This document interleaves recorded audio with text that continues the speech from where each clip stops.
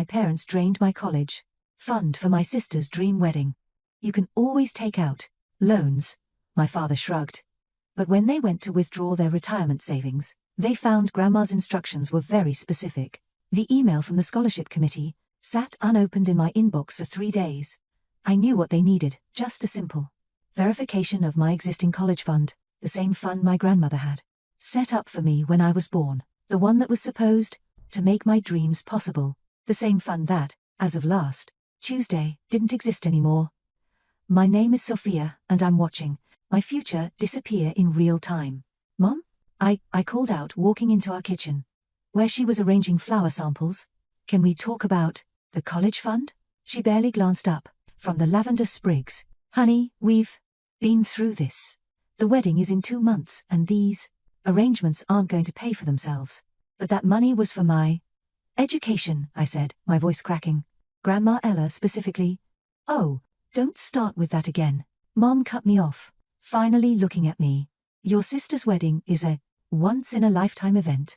College will always be there. Take out loans, like everyone else. The front door opened and Harmony breezed in, shopping bags dangling from both arms. Mom, you won't believe what I found for the bridesmaids' gifts.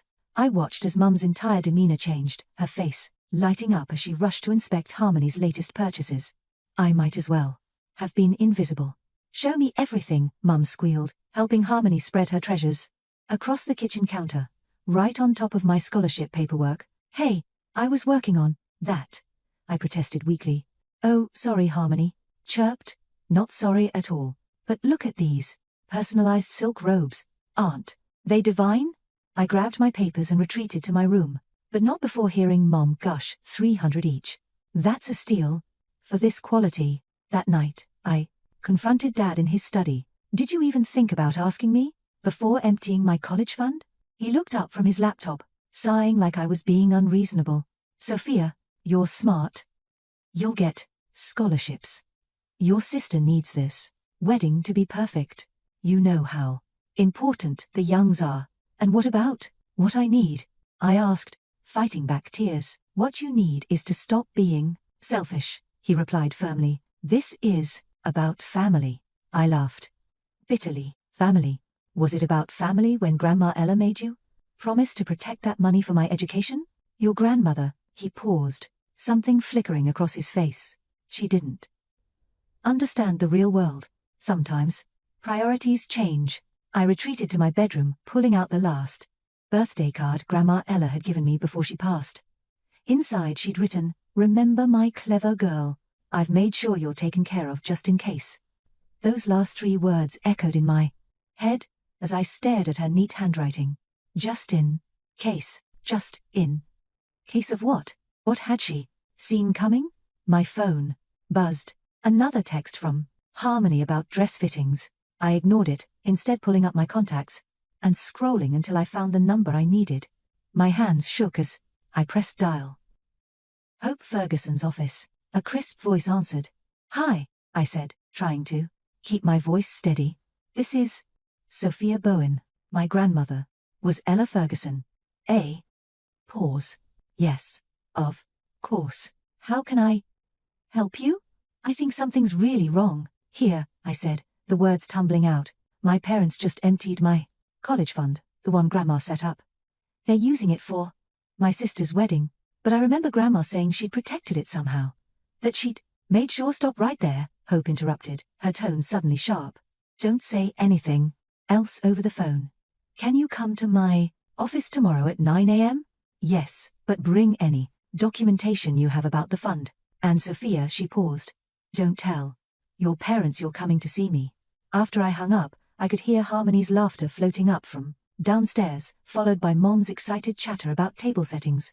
I thought about Grandma Ella's knowing smile the last time I saw her, how she'd squeeze my hand and said, "Sometimes justice takes patience, my dear." I didn't understand what she meant then, but I was starting to. The fluorescent lights at Miller's Books buzzed overhead as I restocked the self-help section, my eyes burning from lack of sleep.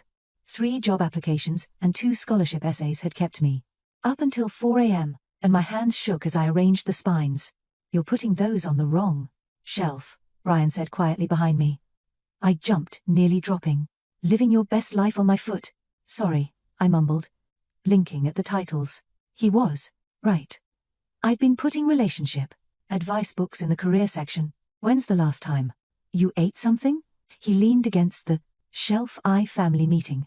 I showed Brian the message and he whistled. Another wedding crisis? The florist wants to charge extra for imported peonies, I said, my voice hollow. Apparently, local flowers aren't good enough for the Youngs. How much extra? 5,000. I laughed, but it came out more like a sob. That's a semester's worth of textbooks right there. Brian touched my shoulder gently. Take your break. I'll cover for you. In the break room, I pulled out my laptop and opened another scholarship application. The words blurred together as I tried to explain why I deserved financial aid, why I was worth investing in when my own family hadn't thought so. My phone rang. Hope Ferguson's number flashing on the screen. I answered immediately. I've reviewed everything, she said without preamble. Can you come in tomorrow morning? I work until this is important, Sophia. Your grandmother made sure you weren't forgotten. Something in her tone made my heart skip. What do you mean? Not over the phone. Tomorrow, 9 a.m. sharp. She paused. And bring a notebook. I made it home by 6:05, but the family meeting was already in full swing. It's not just the peonies, Harmony was saying, waving her hands dramatically. Dante's mother says the table settings look cheap. We need to upgrade everything. Dad rubbed his temples. How much? Only 12,000 more? Harmony's voice went sweet the way it always did when she wanted something. Daddy, please. The Youngs are expecting the Youngs this. The Youngs that, I snapped, surprising everyone, including myself. Maybe they should pay for their precious table settings. The room went silent. Mom's face darkened. Sophia, if you can't be supportive. Supportive? I stood up, my chair scraping back. You took my entire future and turned it into centerpieces, and I'm supposed to be supportive. Don't be dramatic. Harmony rolled her eyes. It's just college. You can still go to community college or something. I stared at her, at this person who was supposed to be my sister, and felt something inside me break. I got into Princeton. What? Mom's head snapped up. I got in full academic acceptance. I pulled the crumpled letter from my bag. But I can't go because I can't afford it, because my college fund is paying for your imported flowers and crystal glasses.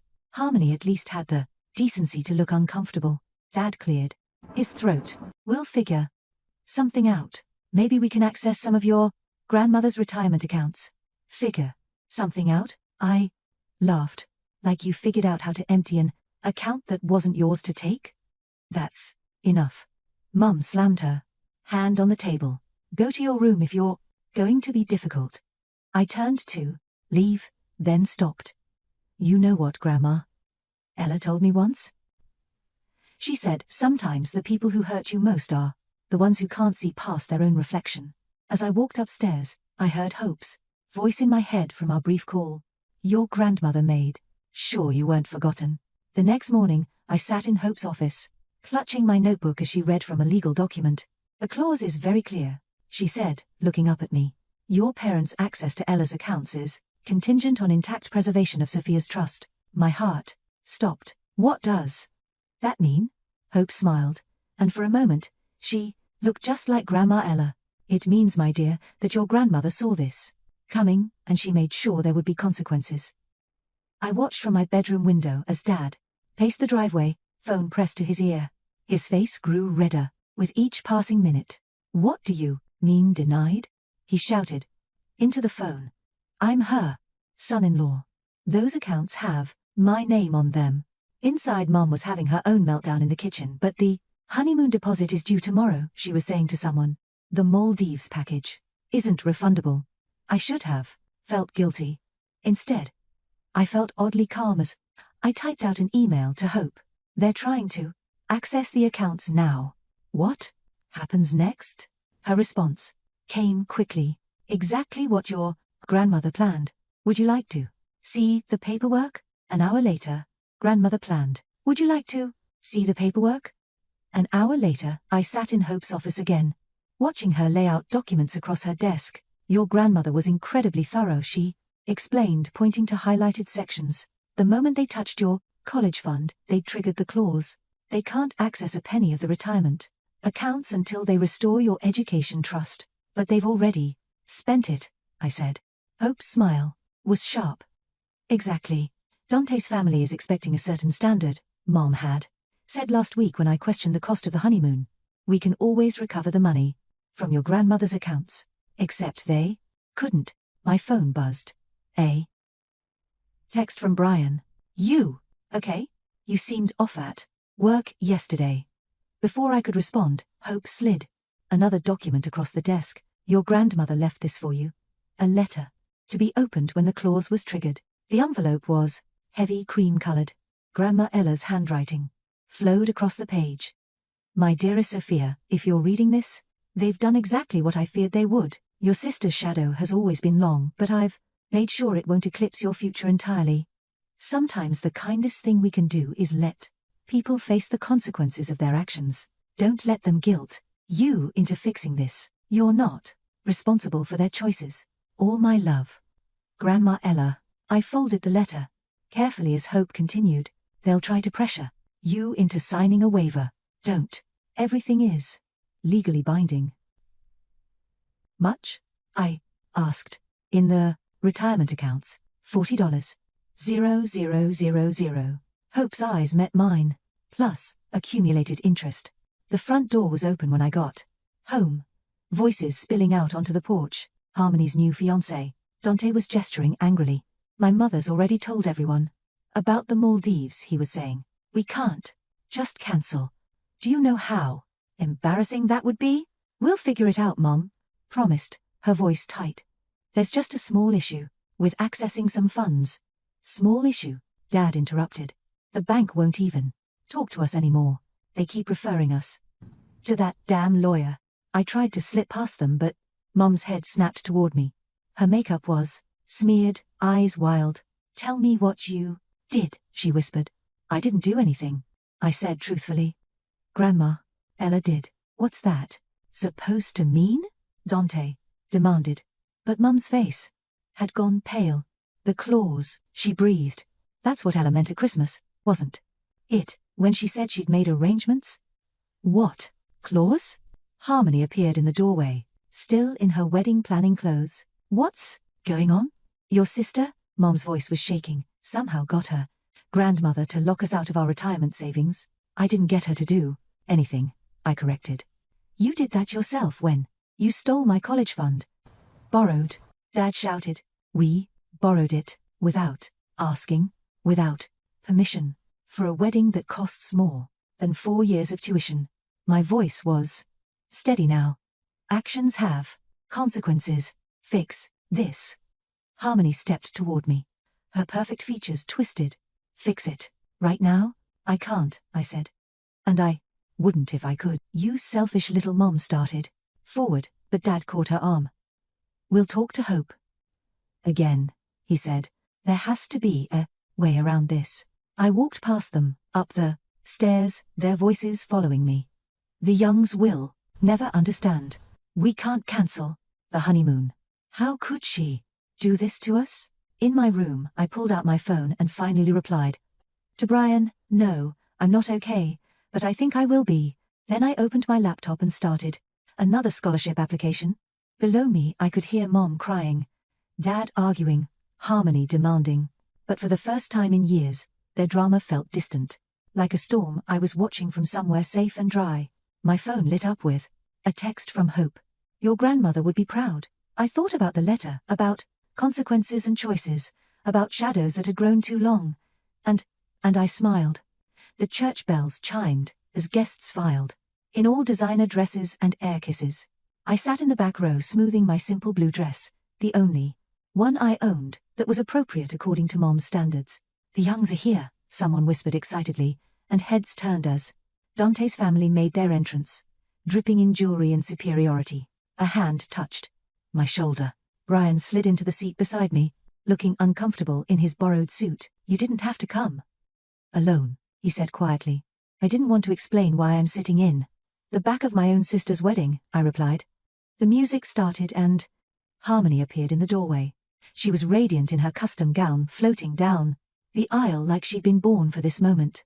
Mum was crying in the front row, Dad beaming proudly beside her. And now, the minister said, we'll hear a few words from the family. I watched as various relatives stood to give their speeches. Mum's voice shook with emotion as she talked about her beautiful firstborn. Dad cleared his throat repeatedly during his toast about his little princess. No one asked me to speak. Would you like to say something? Brian whispered. I shook my head. What could I say? Congratulations on the wedding that cost me my future. Best wishes on your marriage funded by theft. The reception was in full swing when Dad's phone rang. He stepped away from the head table, his face darkening as he listened. Even across the room I could see his hands shaking as he ended the call. Turner, Mum touched his arm.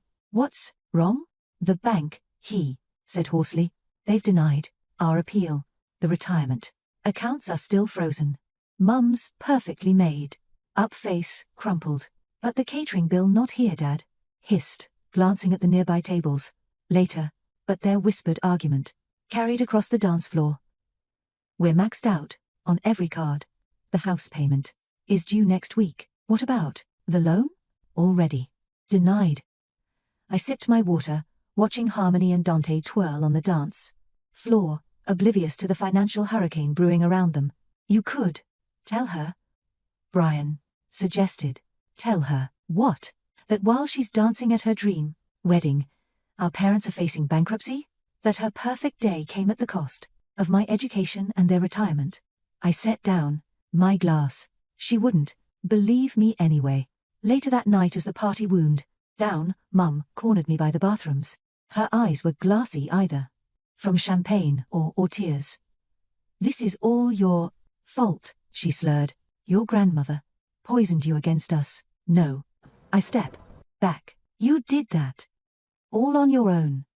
We gave you everything. You gave Harmony everything, I corrected. You gave me whatever was left over. That's not true. But her voice wavered.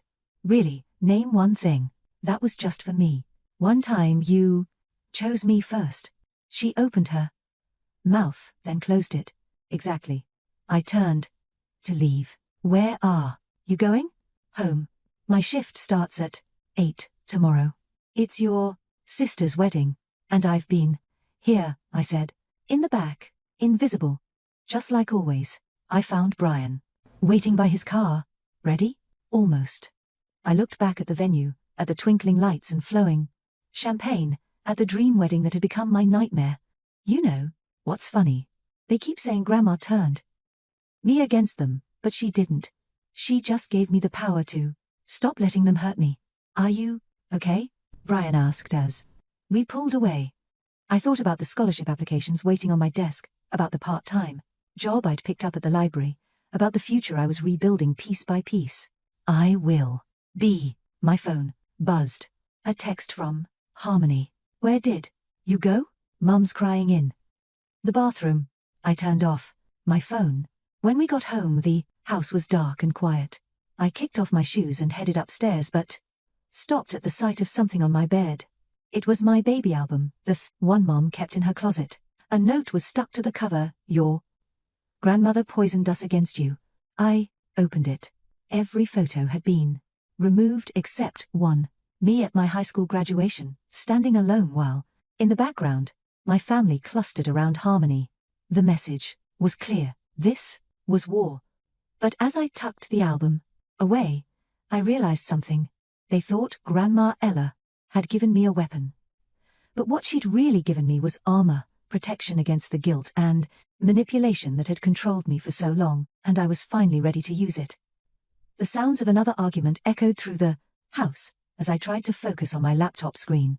3 weeks after the wedding, and things were unraveling fast. What do you mean you can't pay the credit card? Mum's voice carried up the stairs. We have to pay something. With what money, Rachel? Dad shouted back. The accounts are frozen, the cards are maxed, and your daughter and her husband are living in our guest room eating us out of house and home. I clicked submit on my application for the library leadership grant Brian had told me about. The position came with tuition assistance and flexible hours, exactly what I needed. My door burst open. Mom stood there, mascara streaked down her face. You have to help us. No, we're your parents. Parents don't steal from their children, I said, closing my laptop. We didn't steal, she started, but was interrupted by Harmony's voice from downstairs. Mum, Dante's parents are coming for dinner tomorrow. We need to get groceries. Mum's face crumpled. We can't afford, but they're expecting us to host. Harmony appeared behind Mum, still in her silk pajamas at 2 p.m. Daddy, can't you just call Hope again? I tried. Dad emerged from his study, looking older than I'd ever seen him. She says the clause is ironclad. Unless we can restore Sophia's college fund, then make her sign something. Harmony pointed at me. Make her fix this. I can't fix your problems, I said, standing up, and I won't try. My phone buzzed. An email from the library. I opened it, my heart racing. What's that? Mom asked, trying to peek at my screen. I got the grant, I said, my voice steady. Full tuition coverage for my degree plus a paid position at the university library. The silence was deafening. Congratulations, Dad finally said, but his tone was hollow. Harmony snorted. Great. While we're drowning in debt, you're getting free money. It's not free, I snapped. I worked for this. I earned it. While you were planning your perfect wedding, I was writing applications and working double shifts. Girls? Mum started but was cut off by the doorbell. Dad went downstairs to answer it. A moment later, his voice carried up. Hope? What are you doing here? I hurried downstairs to find Hope standing in our foyer, elegant as always in her charcoal suit. I came to deliver this in person. She held out an envelope to Dad. The final ruling from the bank's legal department. Dad's hand shook as he read the letter. This is impossible. The terms are quite clear, Hope said. The misuse of Sophia's educational trust has permanently restricted access to Ella's retirement accounts. There is no appeal process. But that's our money, Mom cried. No, Hope's voice was steel. It was Ella's money left with specific conditions you violated. We're her parents. Dad tried again.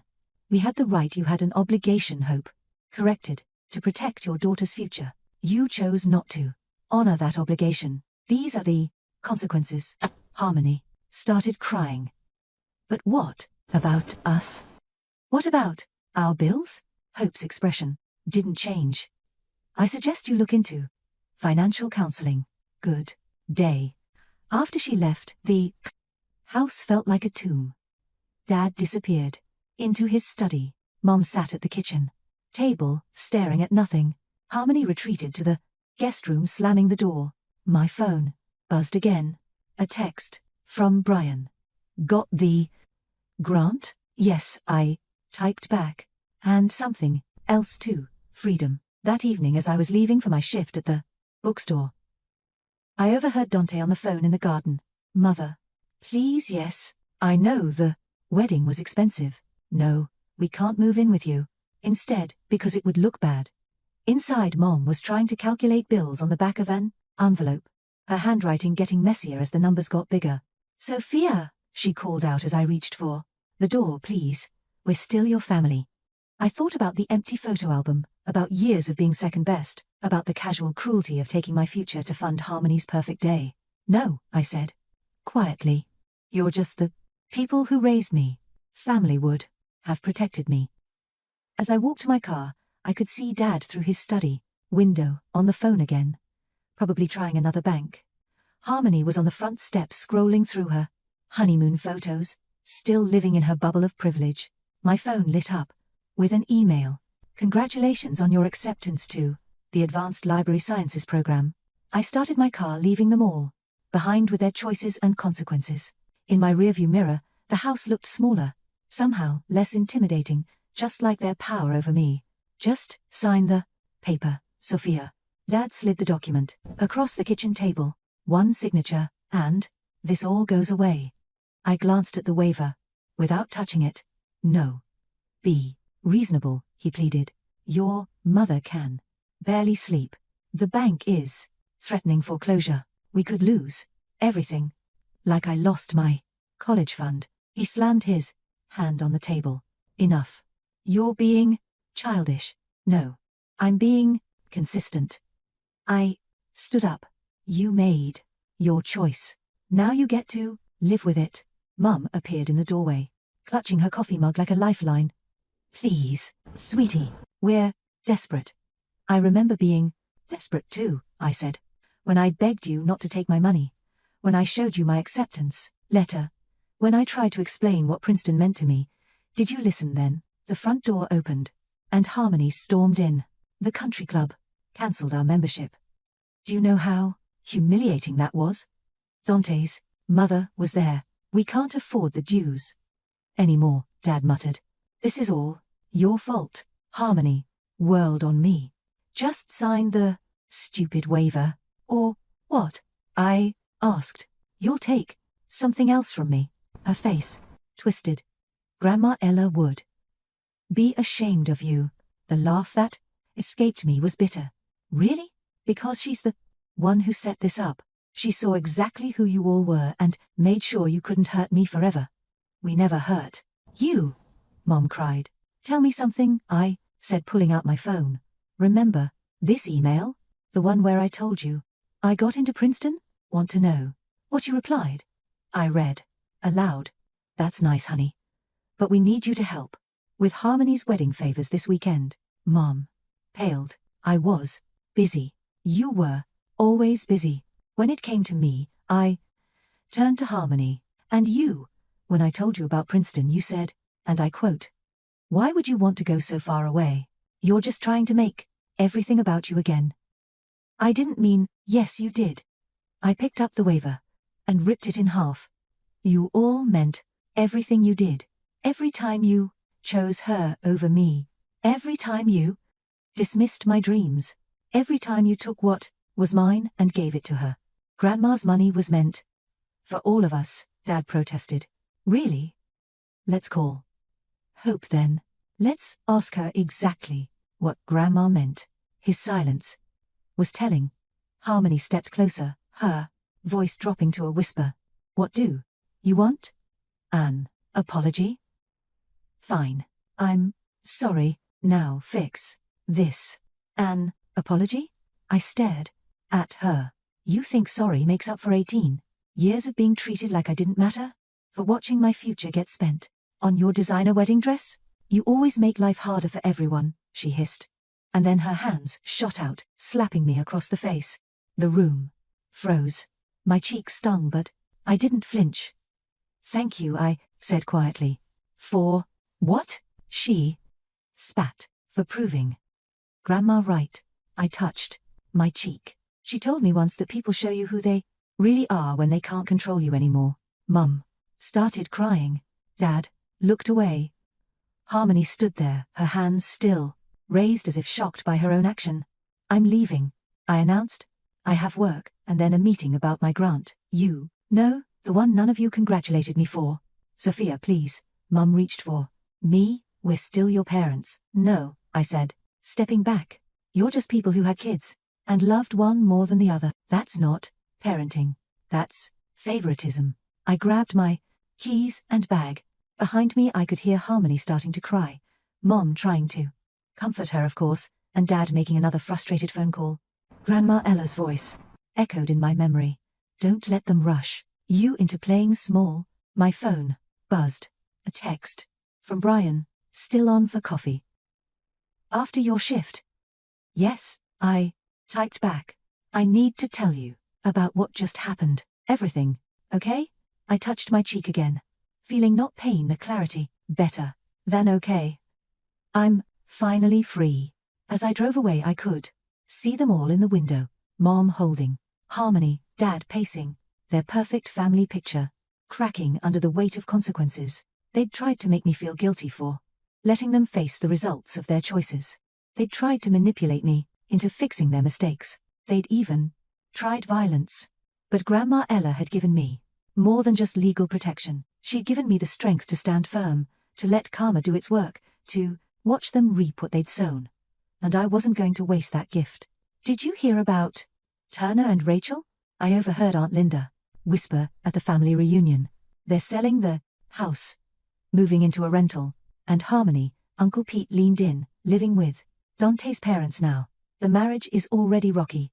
I kept arranging cookies on the buffet table, pretending not to hear. 3 months had passed since the slap, since I'd walked away from their manipulation. Sophia, Aunt Linda noticed me. We were just, how are you, dear? Great, actually. I smiled. The library program is going well. I start graduate courses next month. On scholarship, Uncle Pete added pointedly. Unlike some people, you earned your way. The family had split into camps, those who admired my stand against injustice, and those who thought I destroyed the family. The divide grew deeper when Dad's desperate lawsuit against Hope failed spectacularly. My phone buzzed. A text from Brian. Court documents just got posted online. Want me to send them? No need, I replied. I'm done keeping score. Aunt Linda touched my arm. Your grandmother would be so proud. She ruined us. Mum's voice cut through the chatter. She stood in the doorway, swaying slightly. The drinking had started. After they lost the house, my own mother chose her over all of us. Rachel, Uncle Pete warned, this isn't the time. When is the time? She stumbled forward. My daughter won't even speak to me. My husband's depression is getting worse. Harmony's marriage is falling apart. And she pointed at me, just watches it all burn. You set the fire, I said quietly. I just refused to put it out. The room went silent. I have something to say, I continued, setting down the cookie platter. I wrote it all down, actually, sent it to Harmony this morning. I pulled out my phone and read, Dear Harmony, you got the fairy tale, the perfect wedding, the designer dress, the exotic honeymoon. You got everything you wanted, including my future. But here's what you didn't get. Peace, respect, self-sufficiency. You never learned to stand on your own, because they were always holding you up. Now they can't anymore, and you're falling. I'm not writing to gloat. I'm writing because you should know. This isn't revenge. This is consequences. This is what happens when you build your happiness on someone else's pain. You got the fairy tale. I got the truth. Sophia. Mum lunged for my phone, but Uncle Pete caught her arm. Rachel, enough. How dare you, she hissed. After everything we did for you. Everything you did for me, I laughed. Let's list it. You took my college fund. You dismissed my achievements. You enabled Harmony's entitlement. You chose her happiness over my future every single time. We loved you. No. You loved having someone to sacrifice. My phone buzzed again. A voicemail notification from Harmony. I played it. On speaker. Sophia. I didn't know how to love you back then. I don't think I knew how to love anyone but myself. I'm sorry. Not because I need something from you now, but because I finally understand what I took from you. What we all took from you. I ended the playback. Mum had crumpled into a chair, sobbing. Aunt Linda was comforting her while Uncle Pete looked on with disapproval. I have to go, I announced. I have a study group meeting. Sophia, Mum, called out weakly. Please. I forgive you, I said, surprising everyone, including myself. Not because you deserve it, but because I don't want to carry this anger anymore. But forgiveness doesn't mean forgetting. It doesn't mean fixing your mistakes. It just means I'm free. Outside, Brian was waiting in his car. How'd it go? Exactly as expected. I buckled my seatbelt. They're still waiting for me to cave to fix everything. And will you? I thought about Harmony's voicemail, about Mom's tears, About Dad's depression, about the consequences finally catching up to them all. No, I said firmly, some lessons have to be learned the hard way. As we drove away, I could see Mom, watching from the window, still crying. My phone showed 3 missed calls, from Harmony and a text from Dad. We should have protected you. I'm sorry. We failed. Too little. Too late. But as we turned the corner, I felt lighter somehow. Their drama wasn't my responsibility anymore. Their problems weren't mine to solve. I had my own story to write now, and it didn't include being anyone's sacrifice. The last box of Grandma Ella's books sat on my new apartment floor, waiting to be unpacked. Each one held a memory, her reading to me, teaching me to think critically, showing me how to stand up for myself. My phone lit up with Mom's weekly text, thinking of you. Hope you're well. Brief, careful, restrained, so different from her previous emotional manipulations. I left it unanswered. Like all the others, need help with that? Brian asked, carrying in another box. Just this last one. I pulled out Grandma's favorite novel, a worn copy of Pride and Prejudice. A sealed envelope fell from between its pages. What's that? My hands trembled as I recognized Grandma Ella's handwriting. For Sophia. When it's over. Inside was a letter I'd never seen before. My dearest Sophia, if you're reading this, you've finally broken free. I've watched them dim your light for years, always choosing Harmony's sparkle over your steady glow. It broke my heart, but I knew you needed to find your own strength. The clause wasn't just about money. It was about consequences, yes, but more importantly, it was about choice. Your choice to stop being their sacrifice, to start being your own hero. You were always my favorite chapter. Love, Grandma Ella. The doorbell rang. Through the peephole I saw Harmony standing there, looking nothing like the princess bride of 6 months ago. Her designer clothes were gone, replaced by simple jeans and a sweater. Don't open it, Brian warned. But I did. Hi, she said, softly. Nice place. What do you want, Harmony? To talk. Really, talk. She held up her hands. No manipulation, no asking for help, just talk. I let her in. She looked around at the modest apartment, at the boxes of books, at the life I was building without them. Dante left, she said suddenly. Turns out he only wanted the fantasy, the perfect wife with the perfect life and perfect family money. I'm sorry, I said and meant it. Don't be. I needed this. She picked up Grandma's letter, which I dropped on the coffee table. Can I? I nodded. As she read, tears filled her eyes. She was right about me, about all of us. She handed the letter back.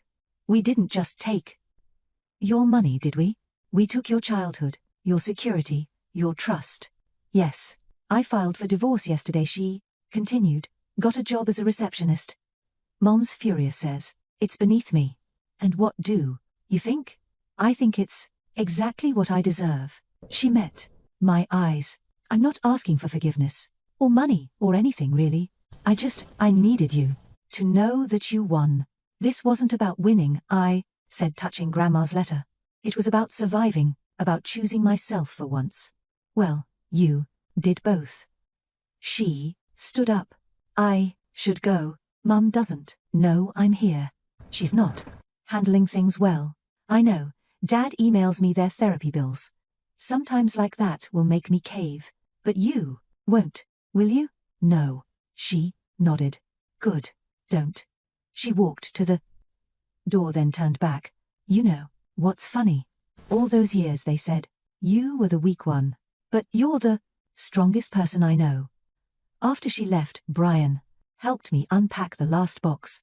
Each book found its place on my new shelves, creating a wall of wisdom and memory. You okay? He asked, shelving the final volume. Not better, I said, thinking about Harmony's visit, about Mum's careful texts, about Dad's desperate emails. Just seen. Finally, seen. My phone buzzed. A message from Hope. Your grandmother would be proud of how you've handled everything. Coffee next week? I smiled, remembering Grandma Ella's words. You were always my favorite chapter.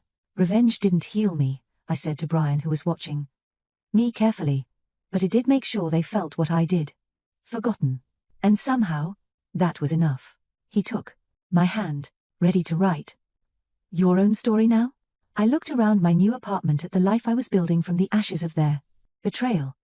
At the strength I'd found in standing firm. At the peace I discovered in letting go.